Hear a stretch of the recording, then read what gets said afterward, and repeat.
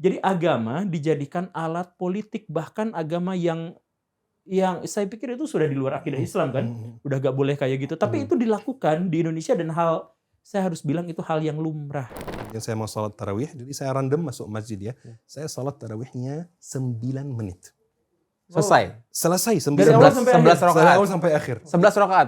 11 rakaat, 9 menit. Bagaimana ceritanya Islam yang mengajarkan yang sakral, yang tidak boleh dinistakan, yang tidak boleh direndahkan, tapi justru dijadikan ajang para politisi untuk berantem, berebut suara, dan bahkan saling mencaci maki satu sama lain.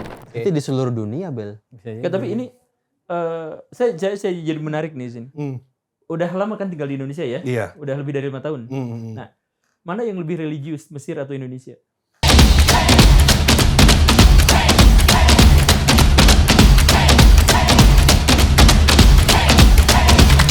Oke, kembali lagi di Retorika Show. Hari ini kita kedatangan 2 bintang tamu, Ustadz Al-Fuli dan Guru Gembul. Selamat datang. Ya, datang. Kemana kameranya? Ini udah keberapa kali Pak Guru Gembul ini? Ketiga. Ini laris manis Pak Guru Gembul emang Laris selalu. manis. Hari ini dia bersama temannya, Ustadz Al-Fuli. Ahlan wa sahlan. Jauh nih Assalamualaikum. Ustadz dari Mesir ini. Masya Allah. Tapi temenan. Dulu Bel, gue kalau nonton cari-cari di YouTube nih ngomongin Dajjal, ngomongin akhir zaman, gue referensinya ada banyak kontennya Ustadz Fuli nih. Masya Allah, Iya. itu akhir zaman. Soalnya bawaannya takut mati. Kan? Dia nontonnya Ustadz Al-Fuli. Jadi Ustadz Fuli ini bukan orang Arab tapi orang Mesir ya Ustadz Fuli? Oh, ini pertanyaan sulit ini kan. Langsung to the point ya. Kalau versi saya orang Arab Mesir. Orang Arab Mesir. Iya. Jadi bangsa Arab, warga negara Mesir. Tapi kan tidak semua orang Mesir adalah mengaku sebagai orang Arab, begitu? Betul sekali. Ini pembahasan panas di Mesir. Pembahasan panas. Oh, iya. Ada 2 grup ya. Grup yang pertama bilang kami ini orang Arab. Grup yang kedua kami ini cucu Fir'aun. Oh. Cucu Fir'aun ini bukan caci maki loh. Di Mesir ini sesuatu yang membanggakan, bangga gitu ya. Jadi Ya berarti mirip bangsawan sama ulama di Indonesia yang berantem gitu kan, ulama versus. Ya ada yang bilang kita bukan budaya Arab gitu. Oh, iya. Nah, sampai sama persis ya. Di Mesir juga gitu ya? Iya, di Mesir. Bahkan saya beberapa bulan yang lalu saya ngisi kajian ya, membahas Fir'aun dan lain-lain ya. Terus ada jamaah yang bertanya, "Ustaz, mohon maaf, saya mau bertanya, kok Fir'aun begitu ya? Kok mengaku Allah? Ya, kok mengaku Tuhan? Saya mohon maaf sekali." Jadi saya jawab, "Kenapa mohon maaf? Ya Fir'aun bukan kakek saya gitu ya." Oh iya juga, benar. Belum tes DNA. Oh iya. Sekali ada darah-darah Firaun kan ini. Gak, tapi kalau Firaun, ya kita juga nggak tahu Firaun yang mana kan ya. Oh, Kan nggak betul. semua Firaun jahat kan ya. Ini pembahasan lain. iya. Semua raja kan adalah Fir'aun begitu kan ya kalau di Mesir. Semua Fir'aun itu lebih ke gelar sebenarnya. Iya. gelar raja. Pemimpin Mesir itu disebut Fir'aun. Kalau di sini apa tuh? Kalau di sini tuh namanya apa sih? Raden gitu kali. Enggak, Pak Guru ya? Firaun itu artinya per-o. Awal katanya itu per-o. Jadi bahasa Mesir kunonya itu per-o, rumah besar. Nah, rumah besar itu maksudnya orang yang mendiami rumah besar, orang yang mendiami istana gitu. Iya. Jadi namanya terus diarabkan jadi Firaun, diinggriskan jadi Paraoh. Pharaoh ya, Pharaoh. Padahal namanya per-o. Kan gak enak nyebutnya per-o gitu kan. Iya, nggak enak, Pharaoh, iya. Sebenarnya kita mau ngomongin ini, Bel. Apa tuh? Ini kan ngelihat ya, tadi kan di Mesir juga ada perdebatan itu, di Indonesia juga ada. Ini sebenarnya mirip-mirip sebenarnya ya. Mirip Kita sangat. mau nanya kan baru keluar pilkada. Kenapa kalau di Indonesia nih banyak orang milih bupati, milih wali kota tuh karena tuntunan dari kiainya gitu misalnya. Ya, dari Kan ustadz-ustadznya. Pak Guru Gembul baik. sering bahas itu kayaknya ya. Iya. Saya dulu nih. Boleh. Boleh. Jadi kita ngobrol aja ya. Iya, santai. Banting-bantingan kursi juga boleh. Wah. Kan properti dia yang bisa. Jadi yang saya paham itu gini, antara agama dengan politik di Indonesia itu ada 3 permainan. Yang pertama itu adalah ketika agama menginspirasi politisi atau agama dan politisi itu bersaing dan atau saling bekerja sama, dan atau politisi yang memanfaatkan agamawan. Ada 3 hubungan yang seperti itu. Nah, yang bagi saya sangat ideal itu adalah ketika para politisi itu memiliki atau terinspirasi dari tokoh-tokoh agamawan sehingga dia melakukan hal-hal yang baik. Misalkan tidak korupsi, kemudian jujur, kemudian amanah, membela rakyat, kemudian tidak melakukan hal-hal yang tercela dan sebagainya. seharusnya begitu. Hubungan antara politikus dengan agama itu adalah bahwa politikus terinspirasi dari nilai-nilai sakral agama. Tapi yang banyak terjadi di Indonesia adalah sebaliknya. Jadi politisi-politisi itu menggunakan kalangan agamawan karena dia memiliki pengaruh untuk mengurangi budget pemilu, budget kampanye, dan untuk memenangkan dirinya secara instan. Makanya misalkan ya, saya mohon maaf, tapi saya kemarin keluar daerah, ke luar Pulau Jawa gitu ya. Nah, situasi pilkada di sana adalah ketika politisi-politisi itu mau nyalon, maka di Instagramnya, di media sosialnya, dia foto bareng sama ustadz. Hampir semua begitu. Semuanya begitu. Dan dia dengan bangga ini kan. Dan dia dengan bangga, saya ketemu dengan ustadz ini, saya ketemu dengan ustadz ini. Dan di balik itu ada perjanjian. Jadi gini Pak Ustadz, nanti pesantren Bapak dan ya keluarganya dan keluarganya ini silahkan coblos saya. Nanti Pak Ustadz mau apa saya kasih. Nah jadi ada seperti itu. Bahkan ada kejadian yang cukup mengerikan. Misalkan di Garut, ada pesantren yang ustadznya itu disujudi. Ustadznya disujud. Jadi santrinya sujud ke kiainya itu. Itu budayanya begitu. Budayanya gitu. Jadi Lebih feodal banget ya. Kakinya diciumin gitu. Tradisi berarti kali gitu. Kakinya diciumin, makanan bekasnya itu, makanan bekas kiai itu dijadiin rebutan sama kiainya. Tapi itu tidak dipermasalahkan, tidak dipublikasikan karena dilindungi sama politikus yang dapat suara dari pesantren itu. Jadi pesantren itu jumlah umatnya banyak. Nah, umatnya banyak, Pak. Saya minta umatnya nanti ini karena pesantren, karena ustadznya itu jadi seperti raja bahkan dewa, apapun yang dia katakan itu dianggap suci, sakral, tidak boleh dibantah. Maka nanti coblos ini ya semuanya ngikut itu. Nah, nanti dapat. Terus, oh iya makasih Pak Ustadz, nanti ininya pesantrennya diperbesar. Jadi akhirnya dikasih dana besar. Nah begitu aja terus, semakin dananya makin besar, santrinya makin banyak, yang nyoblos ke dia makin banyak lagi. Muter-muter. Jadi agama dijadikan alat politik, bahkan agama yang saya pikir itu sudah di luar akidah Islam kan, udah gak boleh kayak gitu. Tapi itu dilakukan di Indonesia dan saya harus bilang itu hal yang lumrah, yang ketahuan dikit. Kalau di Arab juga begitu gak sih? Kalau di Arab sebenarnya sedikit berbeda ya. Oh. Kenapa? Karena Sedikit. Berarti banyak sama dong. Ya, oke. Jadi apa ya? Di sini kan mungkin calon anggota DPR atau calon wali kota membutuhkan support dari ustaz ya. Kalau di sana ya sebenarnya pemilu itu jarang ya. Karena kan di sana itu negara Arab itu terpecah jadi sekitar 24 negara atau 25 negara tergantung kita hitung Sahara Barat atau tidak ya. Jadi sebagian besar dari negara Arab itu memang monarki ya. Sebagian besar itu adalah kerajaan. Jadi memang tidak ada pemilu ya. Tapi pengaruh ulama itu di sana berbeda. Jadi agama itu suci kan ya. Di sana pemimpin menggunakan jasa para ulama supaya memberi kesan bahwa keputusannya itu suci. Nah, itu pengaruh agama seperti itu. Jadi saya kasih contoh ya. Di tahun berapa ya? Di tahun 90-an kalau tidak salah, perang Gulf War ya. Perang Teluk Arab ketika Saddam Hussein masuk menyerang Kuwait ya, menyerang Kuwait itu ya. Jadi waktu itu tentara Irak itu kuat sekali ya.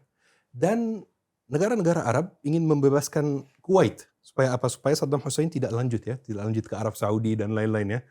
Mereka membutuhkan bantuan dan support dari negara barat. Dalam Islam kita tidak boleh meminta bantuan militer dari tentara yang bukan muslim.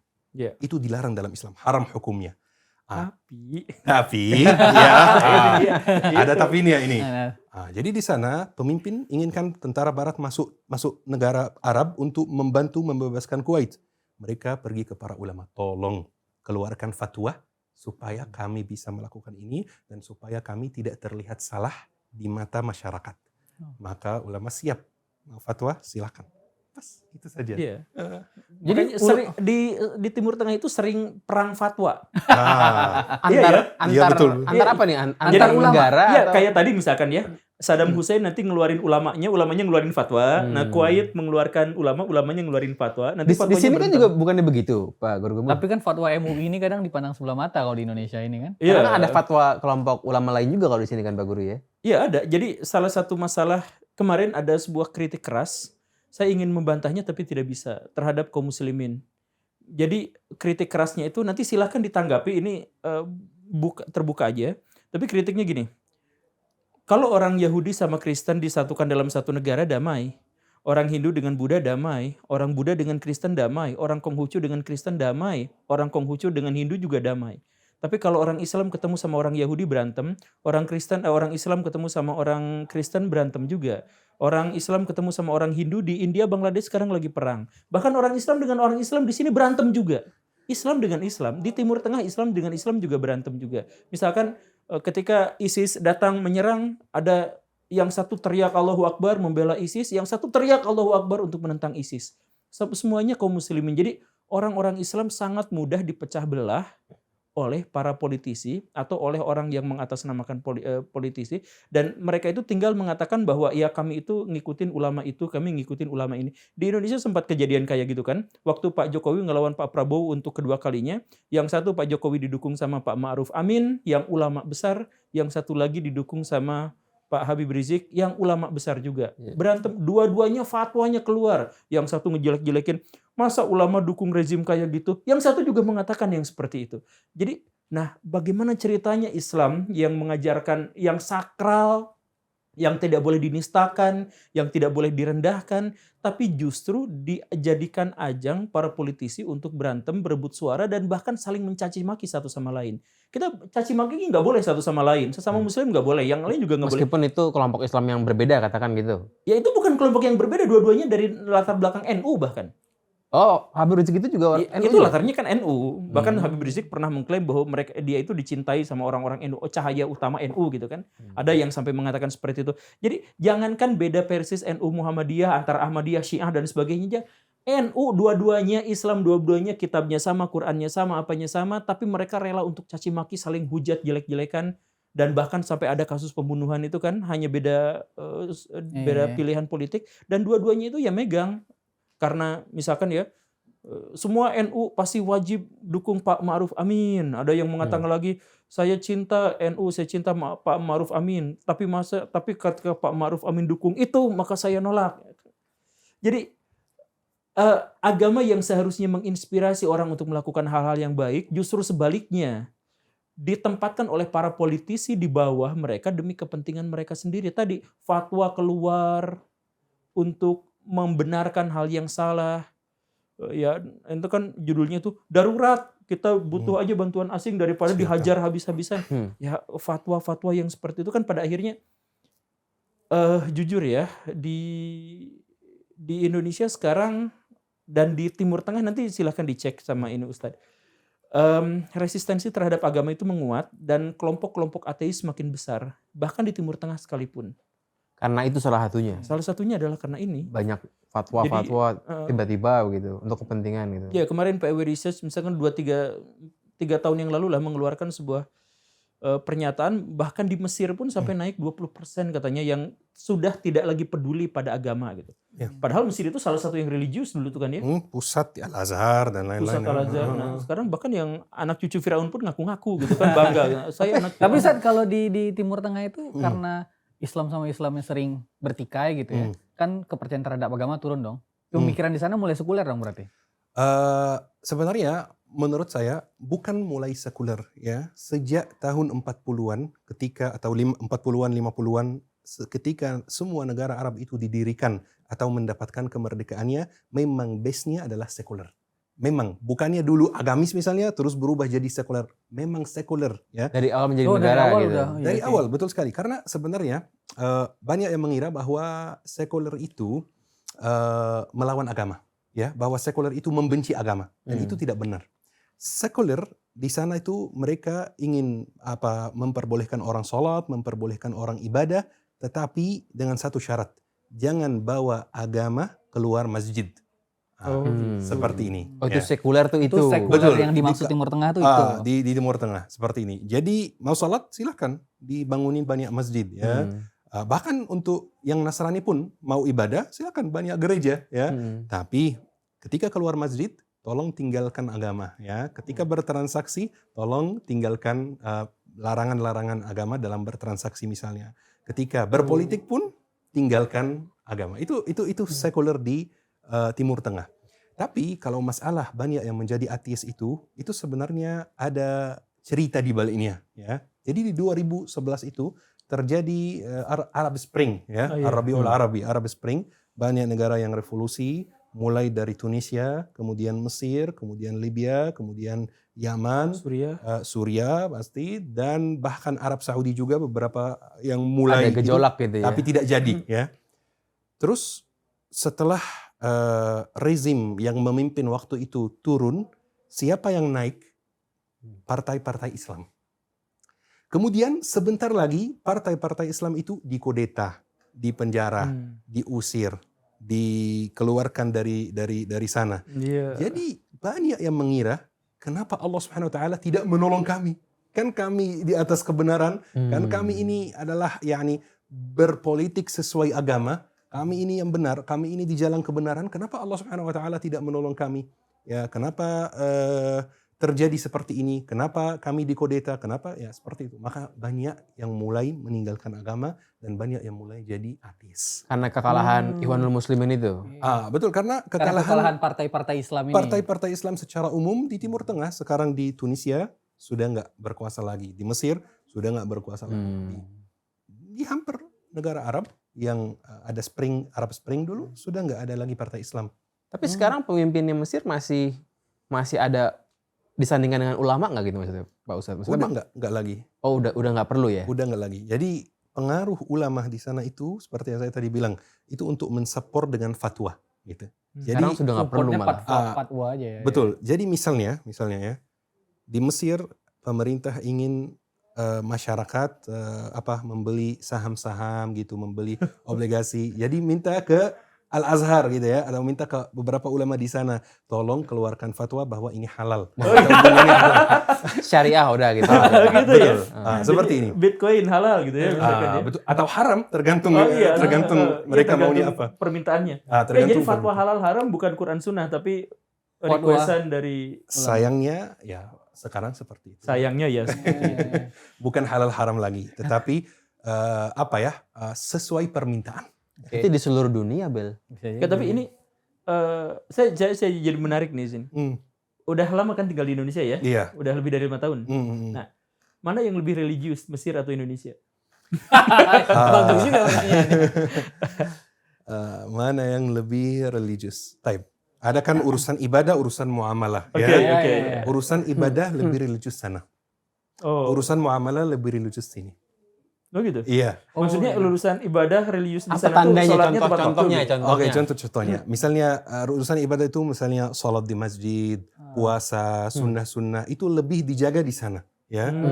Bahkan misalnya di Ramadan, contohnya ini bentar lagi Ramadan kan, di sana masjid yang paling cepat sholat tarawihnya itu baca 1 juz. Itu paling cepat. Paling cepat. 1 juz. Di sini paling lama kan? Saya pernah mengimami jamaah di salat tarawih pas pertama atau awal-awal di Indonesia. Saya terbiasa ya 1 juz.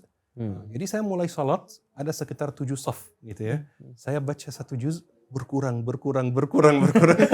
Jamaahnya kabur gitu. Saya terbiasa ini 1 juz di sana itu dibilang cepat gitu, dibilang malas gitu kalau 1 juz ya. Ada 2 juz, 3 juz dan lain-lain. Ya. Jadi kalau urusan ibadah itu lebih dijaga di sana. Tapi urusan muamalah ya itu lebih religius Indonesia. Urusan mungkin ramah, senyum, jujur ya itu lebih di Indonesia sebenarnya dibanding negara Arab. Tahu nggak di Indonesia ada sholat tarawih yang Kilat.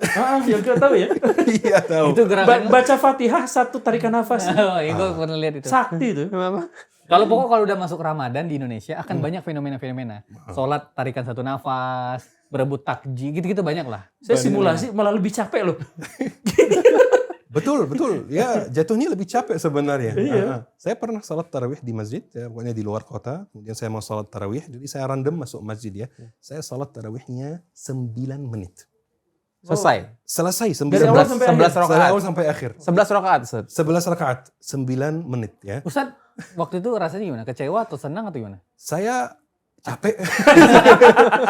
Karena berarti kan 1 rakaat kurang dari semenit. Iya, saya capek gitu ya. Naik turun gitu. Iya itu. Mas itu. Jadi kalau itu perbandingannya soal agama ya. Tapi kalau seperti itu. perbedaan antara Islam A dengan aliran B di Mesir juga ada berarti kan? Kayak Ada. oh ada juga. Ada hampir persis sama. Jadi di Mesir itu ada Ikhwanul Muslimin gitu ya.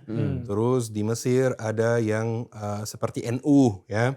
Terus di Mesir ada juga yang seperti Muhammadiyah, tapi beda-beda nama gitu ya. Iya, beda-beda. Dan mungkin strukturnya beda juga. Cuman Ya. kulturnya sama gitu Kulturnya ya. sama, Pendapat. sholatnya sama, mungkin kajiannya sama gitu ya. Terus ada juga Salafi ya. Ada juga ya. Ada. Jadi tapi mungkin di Indonesia lebih terstruktur. Jadi ada organisasi NU, terus organisasinya jelas, pemimpinnya siapa gitu. Kalau di Mesir enggak. Oh di Indonesia tuh ada strukturnya jelas, dapat izin tambang pula gitu. Di Mesir organisasi kita izin tambang nggak pasti nggak ada. Orang Mesir nggak izin tambang, orang Mesir izin bikin bendungan Sungai Nil. Oke, tapi tadi kan bisa dibilang kalau di sana itu ada fenomena ketika partai Islamnya naik terus jatuh, orang tiba-tiba nggak percaya sama agama gitu kan. Kalau di Indonesia gue Gembul, orang partai Islam kan bertahan nih. Terus kadang naik turun, itu nggak ada ngaruh kan sama orang percaya agama atau nggak percaya agama. PKS sekarang lagi tumbang gitu kebetulan. Iya. Secara statistik partai Islam itu turun terus dari pemilu ke pemilu. Jadi misalkan Gabungan suaranya maksudnya? Gabungan suara. ya seluruhnya. Jadi misalkan gini, waktu tahun 1955 setengah dari pemilih itu nyoblos partai Islam. Karena partai sedikit. Ya. Enggak, ya pokoknya mah gabungan semua partai Yes, gitu. oke. Yang partai Islam sama partai non-Islam gitu. Bukan partai non-Islam, partai yang sekuler lah kayak gitu ya, nasionalis atau apa, itu kan 50-50 gitu.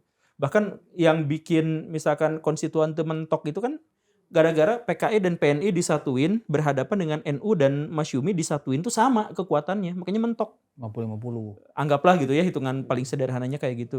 Nah, itu kan sekitar 50%. Sekarang berapa persen gabungan dari partai-partai Islam kalau disatuin? Sekarang Udah tuh sedikit. PKB 20-an lah, 20-an. Iya, PKB, PKS, PAN itu enggak? PAN enggak.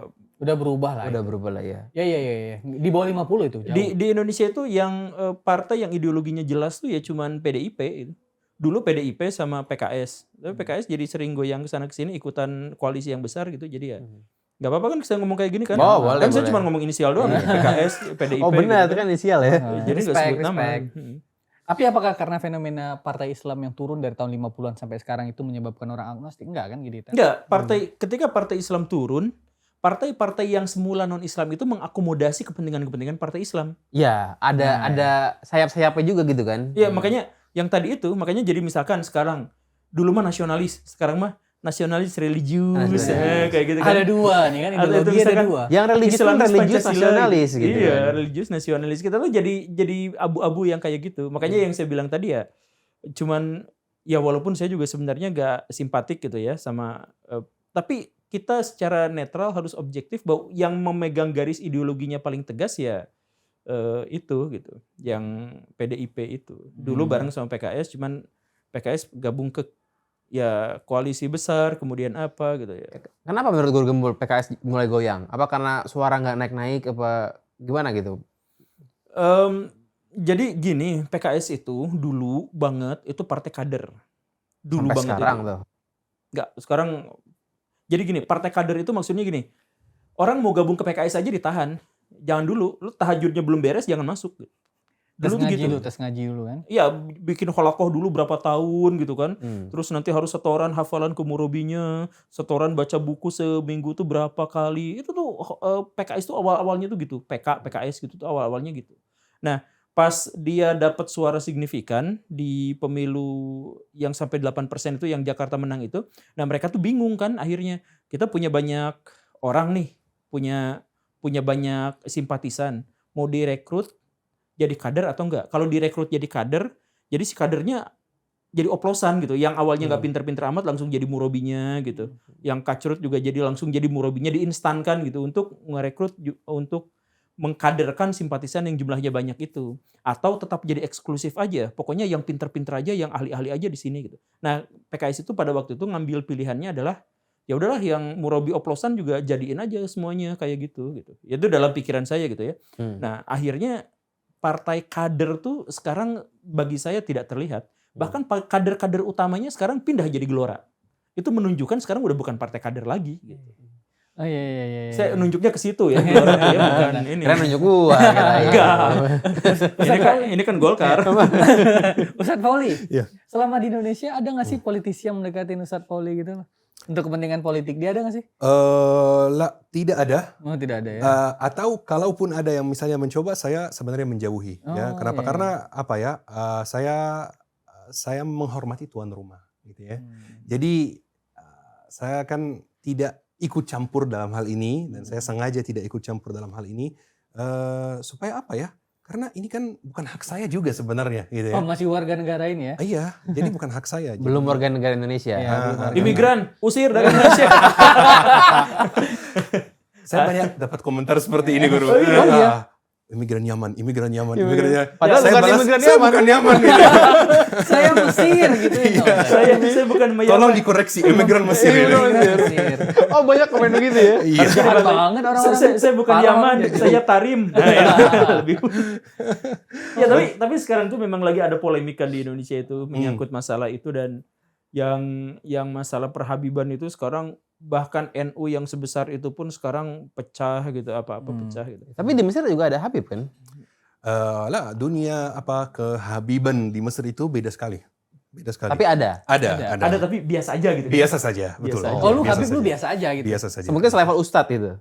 Enggak harus ustadz juga ya. Masyarakat biasa aja Masyarakat gitu. Iya, biasa. masyarakat biasa. Cuman punya nama nama Syarif. Syarif Jadi, atau jadi Sayyid. kalau di sini seperti level apa? Seperti level Nggak ada levelnya, biasa aja. Ada yang jadi pejabat, ada yang jadi raja, Iya, ada yang jadi orang tukang biasa. tambal ban, Ah. biasa aja. Orang biasa. Jadi dia dinilai bukan berdasarkan kehabibannya gitu kan dia.